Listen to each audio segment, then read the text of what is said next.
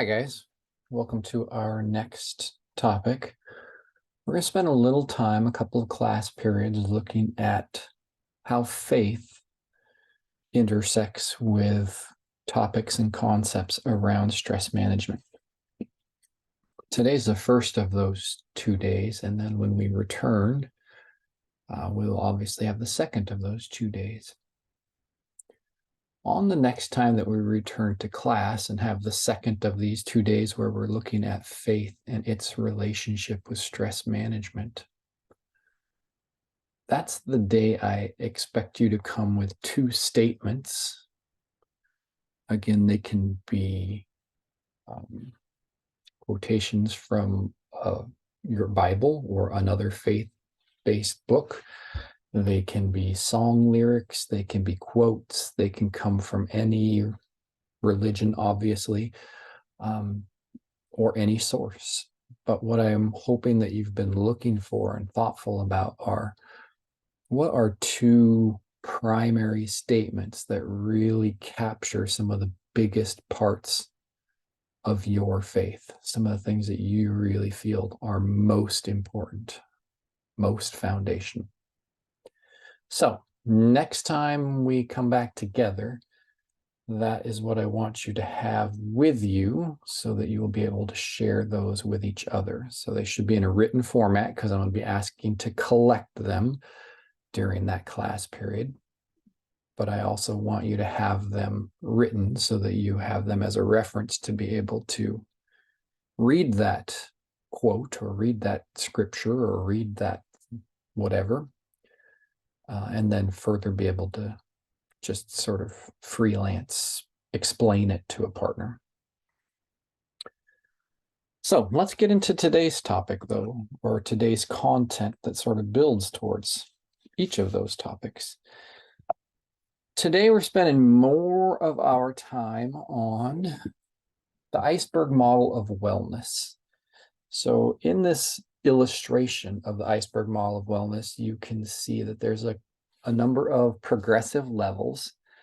Within the shape of the illustration, you can see that it's built like a pyramid. So that has that visualization, or that illustration is trying to get across the key concept that every level above is built on and supported by each of the levels below it. So with that, obviously, you can see that the absolute most foundational level of your wellness or of your health is that spiritual or meaning realm. It also is titled the iceberg model of wellness, and trying to get across in the illustration. The scientific community tells us that only 10% of an iceberg is what's actually floating above the water. So although we might see just what's above the water, actually the majority of your wellness or the majority of your health actually is taking place unseen. And there are these multiple levels that exist, or that have interrelationships that support and create what we can see out of the health or wellness of ourself in our own life or of others. But what we see is really only a very small percentage of our life. And I think that all matches, that part of the statement really matches easily with our own experiences.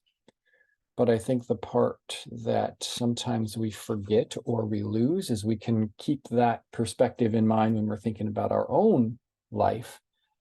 But we all have a proclivity, have a tendency to judge other people. So what we see of their relationships and how they treat either a significant other, how they treat their friends, what they're doing around physical activity or around their diet, what their physique looks like, what their financial status is, what all of those different things that we can see, we collectively do make judgments about people. And oftentimes they are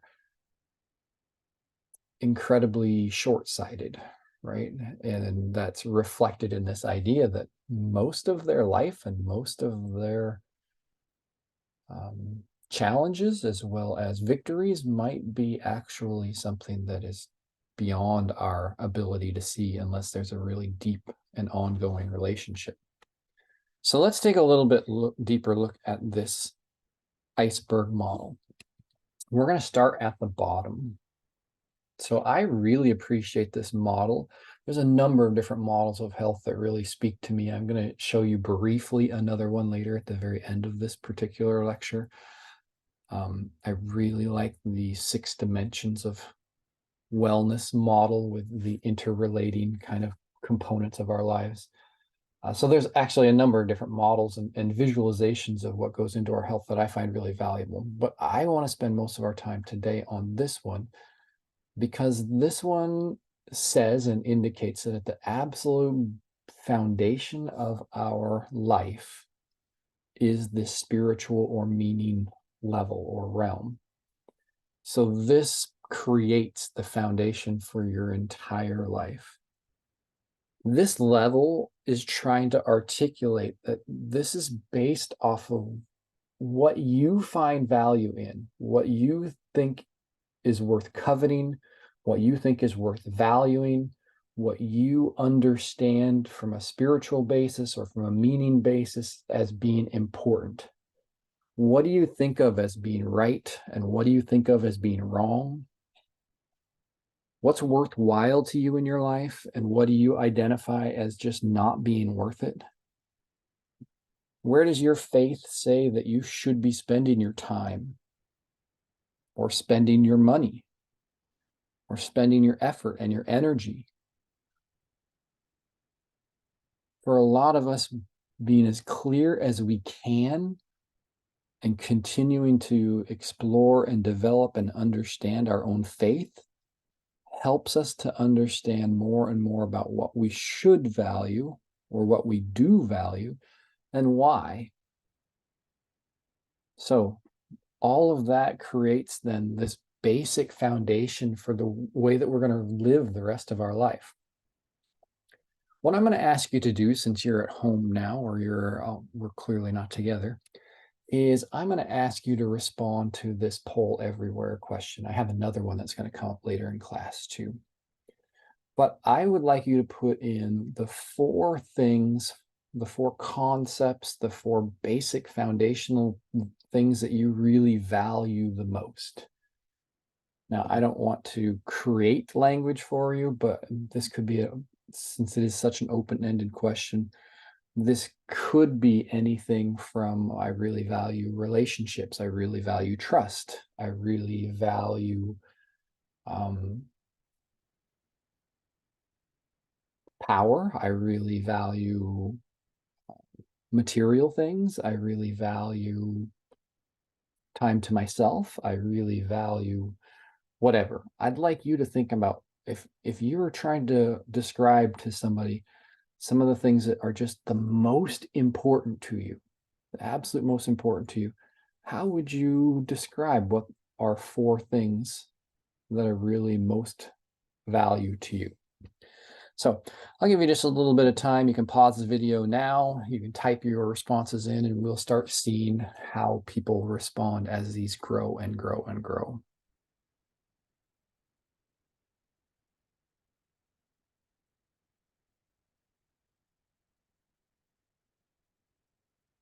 Okay, I'm going to assume you're back now.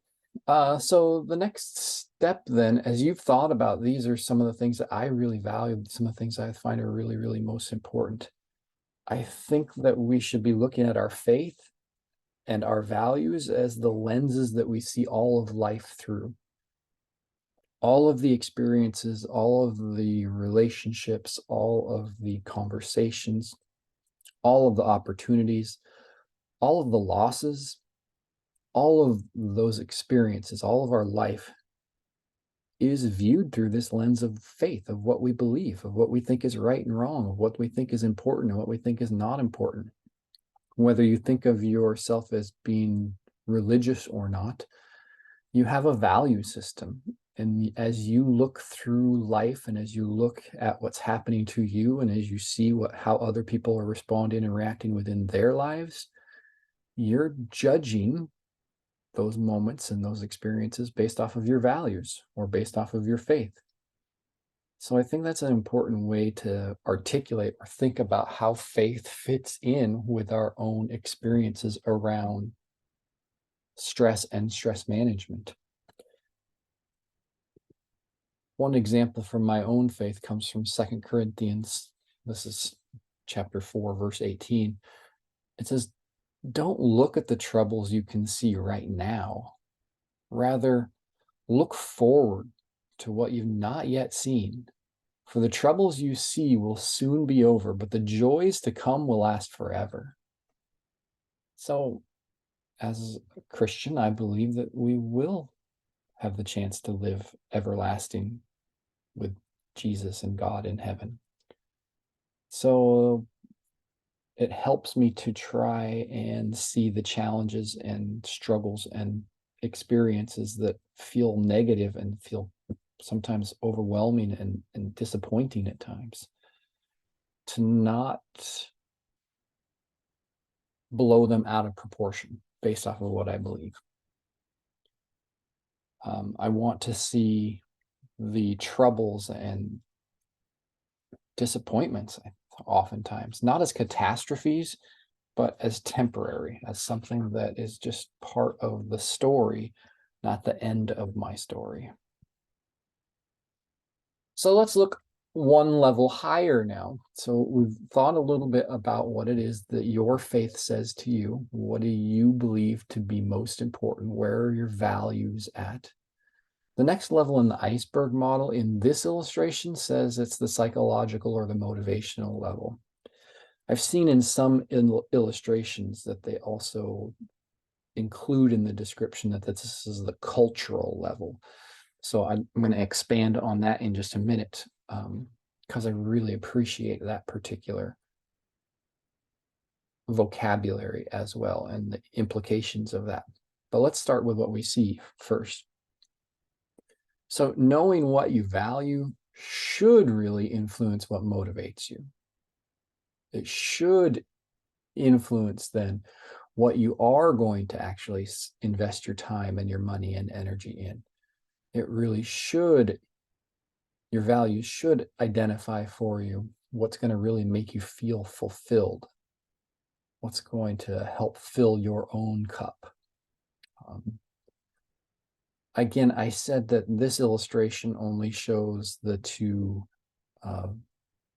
descriptors of psychological and motivational. I really appreciate other illustrations of the same model that also include cultural. And what they're trying to get across in that descriptor is that the people that surround you or that you allow yourself to be surrounded by, the people who you allow their voice and you trust them, have a big influence on you. And it turns out that for the most part, what we believe and what we value, what we think is right and what we think is wrong, really influences who we're willing to hang out with, who we spend a lot of time with, who we give a voice and trust to in our life. So knowing what you value helps really to make sure that you are creating a culture around you that is built off of your values. But it's also very true that when we allow people to have a voice in our life, when we put a lot of trust into their opinion and their perspective, then that can be both positive and it can be negative. So I imagine you can picture for yourself probably a time where your peer group or your friends have been interested in doing something that you really weren't all that interested in doing. Maybe it was just because you just didn't feel like it and you didn't have the energy levels for it or something of that nature. Or maybe it was deeper than that and they were interested in participating in something or wanted to do something that you felt like that's just really mean or that's just not really right. I don't think I don't think if I was by myself, I would ever be doing that kind of thing. But because of the pressures of our culture or of our peer group, sometimes we do end up doing things that we just wouldn't do on our own. So this level here of motivational, if we're thinking about motivating, it should be based off of our values and what really motivates you and what's going to fill your cup. If we also think about it in that cultural context and think about all the people who we give voice, who we allow a voice within our life and we trust, they can really be incredibly positive and helpful for us and push us towards keep us engaged with things that we find really to be important, keep us motivated towards living life in the way that we want. But it's also possible that at times that same peer group or that same group of friends or that same group of coworkers or whatever it may be can encourage us and push us and pressure us in ways that aren't always helpful, that aren't really aligned with our values. If examples haven't jumped to your own mind about from your own past experience, I think you can probably picture from either sitcoms or movies examples where a character was clearly challenged by their own values to be engaging in something that the peer group really wanted them to do, and you end up kind of doing it and you end up really sort of regretting it or not feeling good about it. Another way that I think I can get across the influence of this cultural level is if we think about the stereotype of cliques in high school. High school is not too distant a memory for you. So think about I'm going to pick some real polar opposites here just to really inflate the illustration. But if you are a individual who is their clique group is the goth sort of kids, and you personally really like the music, you really like the lifestyle, you really like the image, you really identify well with that, then you're going to find other people who also like that type of music, that kind of lifestyle, that imagery, and that those things really align with what they believe in too. And that's how you kind of form into that clique, right? It's not that you are a clique and then you figure out what is most important to you. For the most part, you've established some set standards of what is important to you, and you find other people who share some of those same beliefs, some of those same understandings of what's worthwhile and what's not worthwhile. Well, let's say as you continue through your high school career and you've been deeply, you deeply appreciate the friendships and the character of the people within your goth group. But for whatever reason, as you continue to develop and as you continue to grow, you find that you really enjoy there's a few songs in country music that are just, you really appreciate the message, the way that they're expressed, just have a lot of meaning to your personal experience, and you just really like them. Well, what do you think what's the interaction between this change or this adjustment and your peer group? That peer group, as you're growing and as you're just adjusting and as you're changing, and evolving might not be the right word, because I don't mean to say that you're moving from a lower level to a higher level, but there's certainly change involved. Your peer group sometimes can really pressure a person to be like, that's not right. That is not what we listen to. That is not the way we act. That's not the way we dress. That's not the values that we carry, whatever it may be. So be aware that knowing first and foremost what your faith is and what you believe should be what helps to influence the level above. And most of the time is, but there are also definitely circumstances and events within your life where the people that you surround yourself with can not only be a positive influence on you, but can also at times be a negative influence on you. Ephesians 2:4 says, judge your worth and your value by what God says about you in his word, not by how somebody else treats you. And I think that this speaks a bit to returning to that sense of faith. And when you're challenged by acting within your culture or within your friend group in ways that you just don't feel are appropriate, that will create tension. If you choose to stand up for what you believe instead of give in to what the group wants, it will create tension at times. Sometimes that's ongoing tension, and sometimes that's temporary tension. Pardon me. But I think that this scripture passage really helps bring us back to, if you really truly know what's most important to you, what's central and your identity within faith, then turn back to that in moments of challenge. Because the people we surround ourselves with, the ones that we trust, they can encourage and support us, but they can also demoralize us, and they can entice us towards actions that we don't really value at times. So let's move up another level. Oops, I went the wrong way.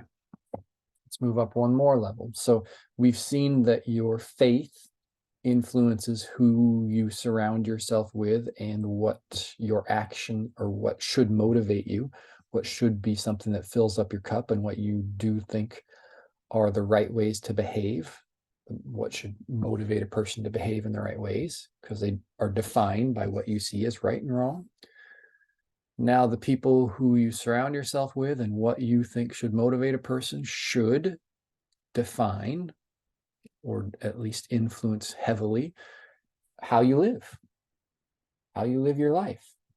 The daily actions and the daily habits that you have day in and day out should be predicated and based off of the levels that are below here. So when we think about how we actually want to live our life, what we're going to be doing day in and day out, how we're going to be treating others, how we're going to be responding to others, what actions we're going to take, how we're going to spend our money, where we're going to spend our time, what we're going to invest the resources that we have of time, money, energy, love, etc. into, those should be based off of these things from below. And ideally, especially from this cultural version down here, that they should be based off of the positive influences from our peer groups. That ultimately then brings us, oops, wrong button again. That ultimately brings us back to the full model. So at the top here, what we're seeing is that state of health. Those are just the visual indicators, the things that we can see, how a person responds when they're stressed, how they're talking to a significant other or to a friend, how they spend their time, how they spend their money, whether they're choosing an active or a sedentary life, how they're investing in nutrition and other aspects. All of those things that we can see. That's the state of a person's health. And they all go identically for you. So maybe I shouldn't have phrased it like as if we're looking out at another person. But if somebody was looking at us and they were trying to understand our health or our wellness, that would be the things that they could see. But that's all that they can see. Below that is each of these individual levels. And each of these levels should influence then what's visible to others. So ultimately, another way of thinking about that then is, if you identify yourself as Christian or whatever faith you identify yourself as, is that visible? Are you creating, from Christianity, are you creating the space where you're a light or a lamp in the world? Can others see from what they are able to witness of how you live your life and what you do, what you truly believe and what you really find meaning in? I'm going to ask you your next poll everywhere question at this point. The next thing I'm going to ask you to do is just share out what's one key behavior or one action or one habit that you really want to build, or maybe it's already a part of your life and you really just want to, and you really find this important to maintain across your life. But what is one key behavior or action or habit that's really based on your values, that foundationally what you believe is right or wrong, important or not important, you want that to be one of the things that every day, this is the way I always act. This is a behavior that I take. This is an action that I take. This is a habit that I've formed. Go ahead and pause the video now, and then you can type in your responses for that.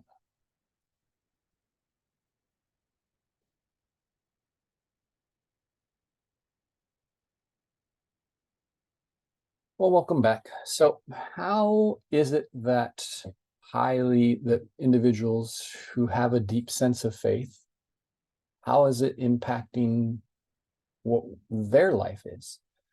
This is information from the Pew Research Center. It was published in 2016. I know that's getting a little bit older, but it's the closest I could find on this particular topic.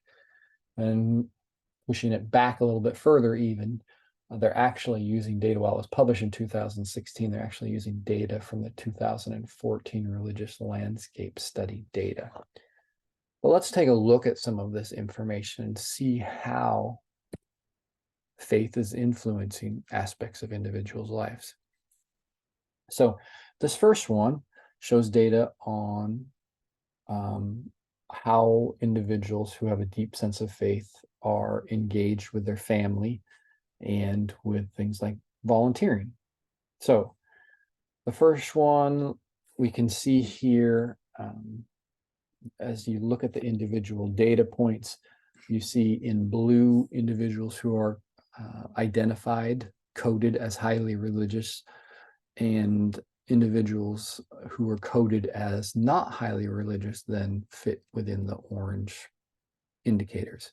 The distinction between highly religious and not highly religious was that respondents were defined as highly religious if they testify that they pray daily and that they attend religious services at least once a week. So if a participant said within the survey results that, yes, I pray daily, and yes, I attend church or some other religious service at least once per week, that's what qualified as highly religious. Everybody else or anybody that didn't meet those criteria were identified as not highly religious. So there's our centering point. There's our definitions. So you can see the gathering with the family at least monthly. I don't want to move forward. I want to look at this slide. I was afraid I was pressing the button to move the slide forward. The next descriptor, were they very happy with with the way things were going in life? You can see a pretty good separation there, just as the separation with how much do we value family and value time with family. So instead of just saying that we value family, I think maybe better to say, because this is about, do you actually gather with them? That we demonstrate valuing family by actually spending time with each other. Very satisfied with family life, doesn't see quite as much separation.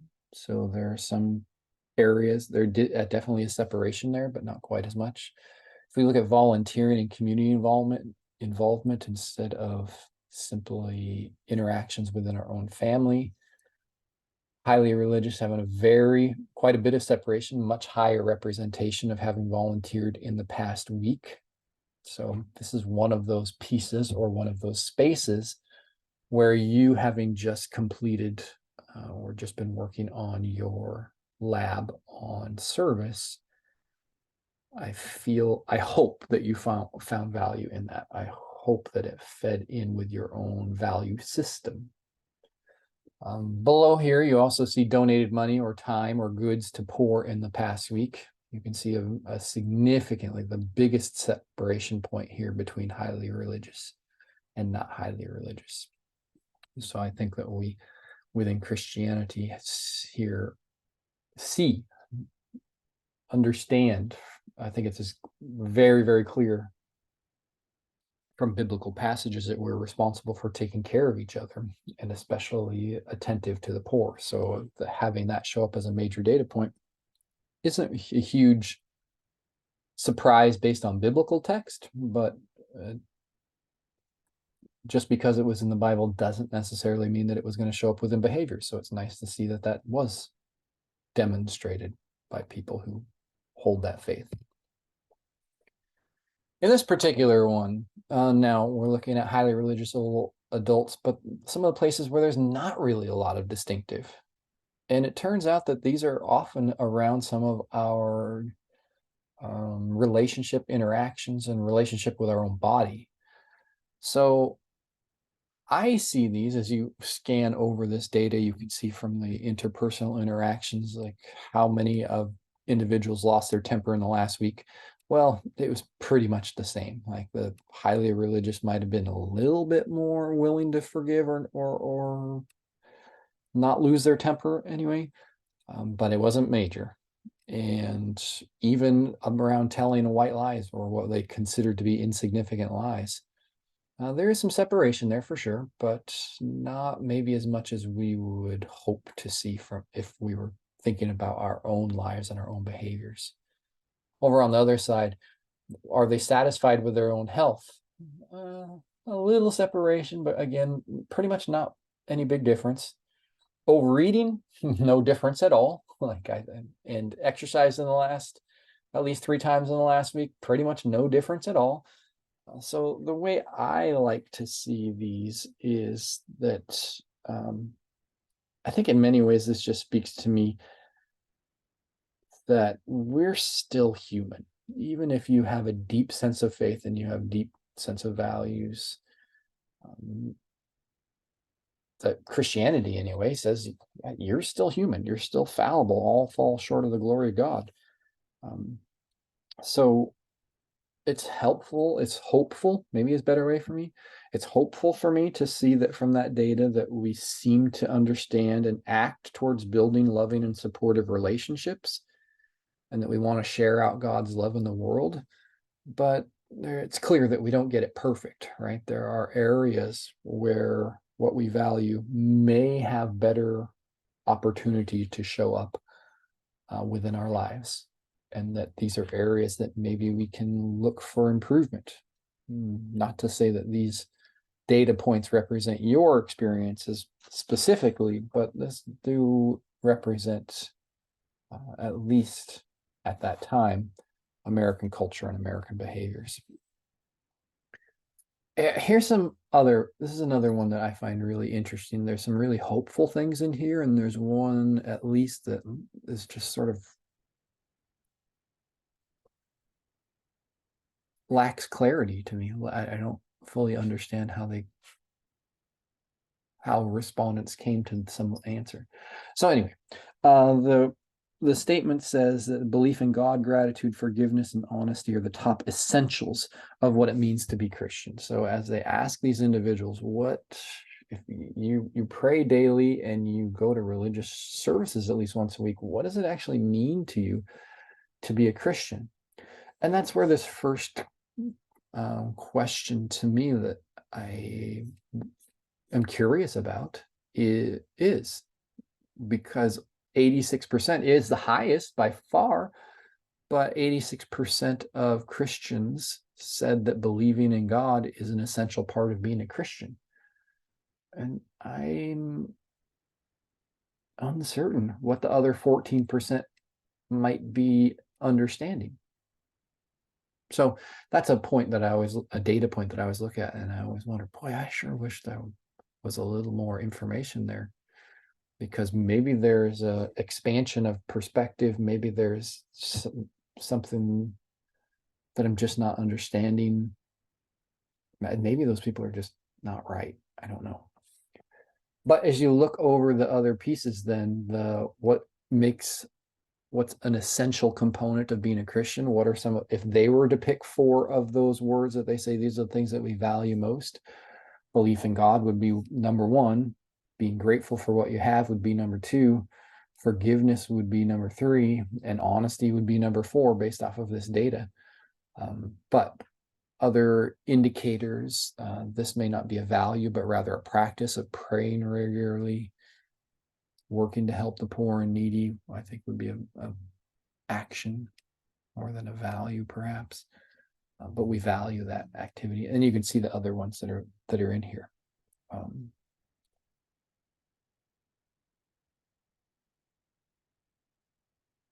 Now that you've had a little bit of chance to review some of those other pieces, here's some more data out of that Pew data, or here's some more information out of that Pew data. So in this, what we're seeing on the left-hand side is the prompt, and here is the percentages that responded to that prompt. So working to help the poor is essential to being Christian. And so for those who said that working to help the poor is essential to being Christian, 61% donated to the poor in the last week, and 39% did not donate to the poor in the last week. Now, this is only within a week, so that helps to clarify why there might be such a large percentage on this side of the spectrum for me. Of those who said it's not really essential, working to help the poor is not really essential to being a Christian, you can see that almost 60% of them did not donate.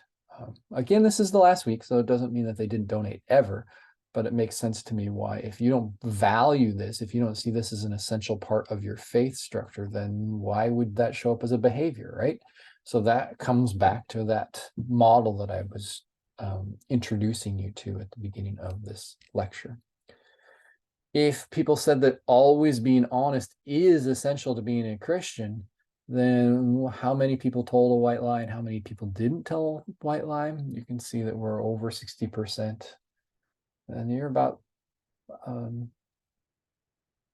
60-40 here between those two. So even though, and I, sorry, I think this is a good type of example that fits with my own experience. Like there's areas like I believe this is something I hold true. This is a value. This is something that I want to aspire to, but I have been in this section before. There's no question about it. So just because I see it as something that I really find a lot of value in doesn't mean that my actions have been perfected towards my values. But if I don't even know what my values are, well, I'll never be able to keep changing my lifestyle and my behaviors to reflect that more and more. So let's move on to a different one. Living a healthy lifestyle is essential to being a Christian. Well, even when people thought that was really true, it was pretty much a complete split on whether they were meeting the basic guidelines that we talked about. So the activity guidelines for Americans say that we should be getting about 150 minutes of moderate level activity per week and exercise or resistance exercising at least twice a week. So that would mean at least that we're doing some exercise 3 times a week. That's just not really happening, or it's happening in balance. It's not overwhelmingly happening, even though people say that, yeah, I think that's an essential part to my faith. It doesn't necessarily always show up. And other indicators of that too, working to protect the environment is essential. Well, that's a little bit more one-sided, but still pretty close to even split, that they're going to, the individuals who think protecting the environment is essential to being a Christian, are they actually recycling or reusing or reducing waste in some other way? Yes, but not overwhelmingly yes. And again, yes, but not overwhelmingly yes. If you think that it's important to protect the environment, that's essential to your faith. Are you buying from an environmentally responsible companies? For about half, it's a major factor in purchasing decisions, and about half, it's not a major factor in purchasing decisions. So this could be a good example of where parts of our faith or parts of what we see as our value system can come into conflict. If we think about, if I look at this as I'm reacting or reflecting on what I'm seeing, I think about this from my own personal perspective, because it's the only perspective I have. I think it's important to protect the environment. I also think it's important to be a good steward, and I only have so much money to be able to steward or to be responsible for. So as I'm trying to raise a family and protect and use that money wisely, where's the balance point between responsible use and stewardship of things like our financial gifts versus also remaining environmentally responsible? So there isn't meant to be value or judgment statements in there from my standpoint, but rather just an illustration of ways in which I think we can see some of that model that I tried to teach you potentially showing up through illustrations of data for those who say that they have a strong sense of faith. I found a publication called Faith and Resiliency and Everyday Experiences, and I pulled a couple of quotes out of there. The first one at the top says, resilience manifests itself in the day-to-day experiences and practices of individuals. And faith can play an important role in individuals' lives in overcoming and coping with the challenges of their daily stressors. This is one of the primary ways that I see this as fitting, as our faith structure at fitting with the context of stress management. That we've said that your activation by the amygdala of whether you're going to see something as a stressful event or not is a unique or an individualized experience.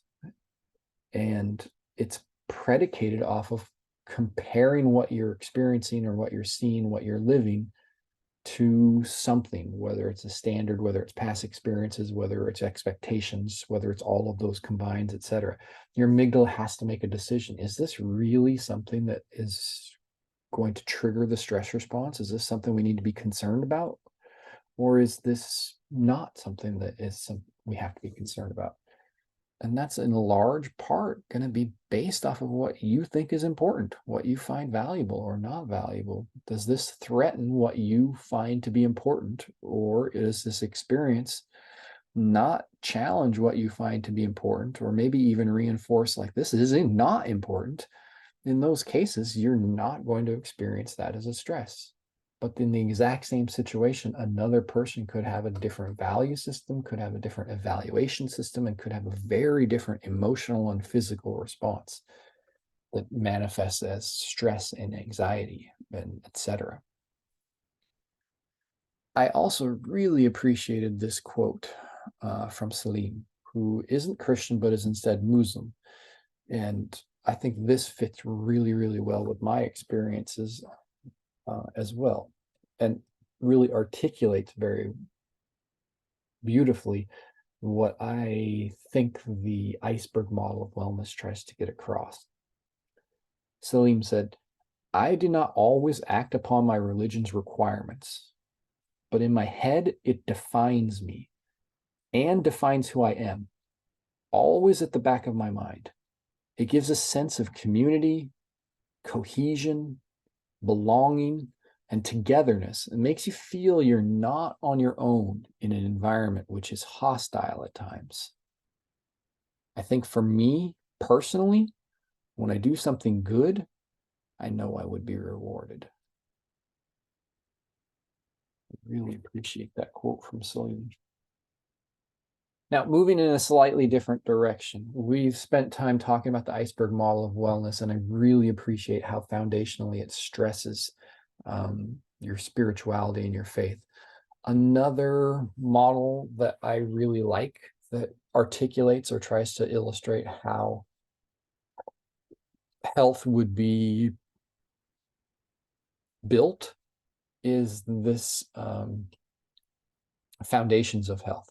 So you, at the foundation in this particular one, you have what they refer to as the 4 fitnesses: your physical fitness, your mental fitness, your spiritual or faith fitness, and your financial fitness. And I like this because we've talked about the importance of physical and mental health. We've begun talking about now the importance of understanding what your own faith is and having a strong sense of spiritual clarity. And we spent last class period or a recent class period talking about finances and the importance of just being in control of that area as a good steward and as a primary source of stress in the American life. And then the language that they use as they move up, I find encouraging. So as I look, I keep sort of overriding this because I'm more familiar with the iceberg model, but as I look up from these 4 fitnesses, then what I'm seeing is sort of that motivation level. Like as you have these different areas of fitness, as you have balance and strength in these other areas, these foundational areas of your life, that allows you to express what you love and what you care for and what you find meaningful.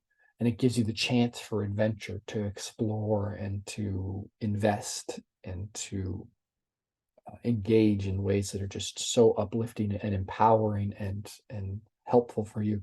And that all together, that creates this sense of significance and identity and personality and pride and hope, I think, within your life. So I really like this particular model. I'm not very familiar with it. I found it recently, but I wanted to include it in case the iceberg model of wellness didn't speak to you quite as clearly. Maybe this is another way of articulating that for you to be thinking about what you see as important. And I also thought that this model spoke to not only some of the things that we've spent a significant amount of time on in the past within our class, as far as addressing stress management, but also some of the most recent topics that we've hit on. As we come up to a close, again, you've just recently finished up your acts of service. I hope that brought some meaning and some value to your life. I was hopeful that it would, because it's a part of what I think is important within life. And I hope that we share the same basic understandings of Christianity and faith, and that even if we don't, I think so many times when we're supporting and helping and loving and caring for others and not looking for personal gain ourselves, that we actually do end up gaining a lot. It's just not tangible pieces that we're gaining. Lastly, in this particular lecture, this will take you to a link that I really suggest that you watch, and not watch at 2 speed or watch just as background noise. It synthesizes in some ways. It's a very simplistic story, but it synthesizes a little bit about time management and about money management. And I see within it some of the concepts of the iceberg model of wellness being expressed, although not clearly delineated within the video. But I think that it might, in a cartoonish way, speak to cartoonish just in its style of presentation, not in its value. I think it will be helpful. So I suggest it. This link here, this is a link here. So, and a link that I suggest that you continue on to. Other than that, please be making sure that you are looking for 2 statements that really define for you what your faith is and what you find to be most valuable. That is something I want you to have handwritten, or at least written in a way that you can submit in class, that's on paper, and that you're able to share with a classmate, and you're going to interpret and explain why those are important statements to you, to a classmate, the next time we get together. Should you be running into any questions, or if there's any way I can be helping you, please let me know, and I will look forward to being helpful for you, hopefully. Have a great rest of today.